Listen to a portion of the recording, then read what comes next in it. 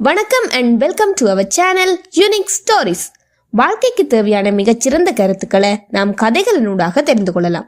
அப்படி ஒரு கதையைத்தான் இந்த வீடியோல பார்க்க போறோம். வாங்க கதைக்குள்ள போகலாம். ஒரு இளைஞன் கடவுளிடம் கேட்டான், என்னுடைய வாழ்க்கையை நான் எப்படி வழி நடத்துவது என்று. கடவுள் சொன்னார், உன் அறையில் போய் பார் என்று. அவன் அறைக்கு சென்றான். எல்லா பதிலும் அங்கு அவனுக்கு கிடைத்தது. மேற்கூரை சொன்னது, உன் எண்ணங்களை உயர்வாக வை என்று. காத்தாடி சொன்னது, என்னை மாதிரி குளிர்ச்சியா கூலா இரு என்று. கடிகாரம் சொன்னது, நேரத்தை மதிக்கணும் என்று. கேலண்டர் சொன்னது, என்னை மாதிரி உன்னையும் தினமும் புதுப்பித்துக்கொள் என்று. மணிப்பர்ஸ் சொன்னது, வருங்காலத்துக்காக சேமித்துக்கொள் என்று. கண்ணாடி சொன்னது, உன்னை மட்டும் பார் என்று. விளக்கு சொன்னது, என்னை மாதிரி அடுத்தவர் வாழ்வில் ஒளியேற்று என்று. ஜன்னல் சொன்னது, பரந்த மனப்பான்மையாக இரு என்று.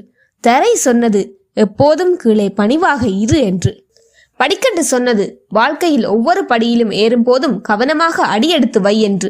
இதுபோல வாழ்க்கையில் நாம் கடைபிடித்து வந்தால் நாமும் மிக உயர்ந்த நிலைக்கு வரலாம். மேலும் இது போன்ற கதைகளை கேட்க எங்களுடைய சேனலை மறக்காம சப்ஸ்கிரைப் பண்ணுங்க. நன்றி.